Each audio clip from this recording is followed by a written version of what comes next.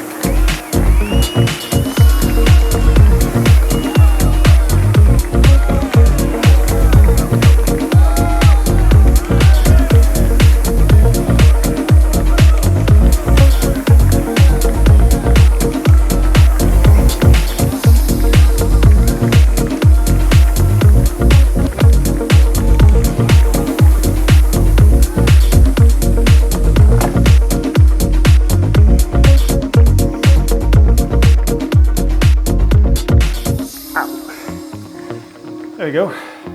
31 minutes, 38 seconds.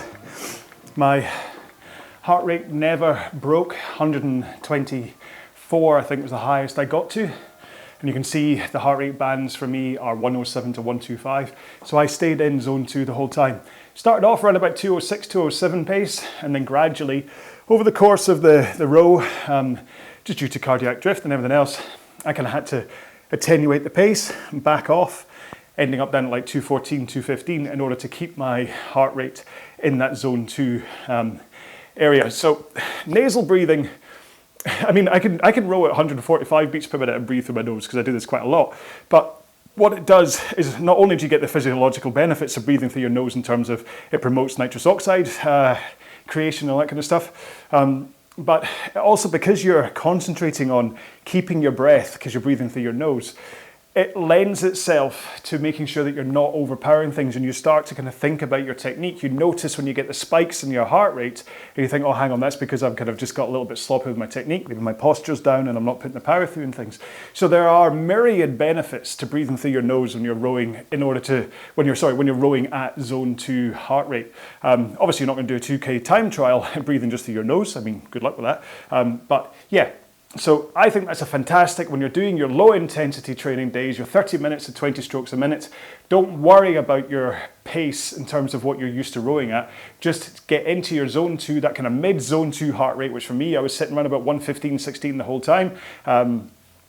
Until the end, but that's kind of where you want to be sitting at the zone 2. So if you're going to try this yourself, don't worry about my pace. I mean, this is the thing that kind of happens quite a lot where people kind of get in touch and say, oh, I can't row at that pace. You don't have to. You're rowing at a pace that keeps you in that zone 2 heart rate. So don't worry that I started at 206. If you can be in zone 2 at 155, that's where to row. If you need to be down at 235, then that's fine. It's all about you, all about your body and where your heart rate is, okay? So that's just literally just showing you a way to do it, and you can row along with that row if you wish to. Like I say, you don't have to tape your mouth up, just make sure and just don't open your mouth when you're rowing, all right? So, yeah, my headphones died halfway through that as well, which didn't help. I do hope that you enjoyed the point of this video, whether you rode along with it or whether you just skipped to the end to see how I got on. Hopefully you saw the point of it, and good luck with your zone 2 training. Remember, I do have hundreds of free workouts up here on the RowAlong YouTube channel, as well as a bunch of plans and collections which you can use in your training in order to make you fitter, faster and stronger. So please take a look around the channel, and until you see me in one of them or I see you in a comment or something, please look after yourselves. Until then, take care, row well, be well, bye-bye.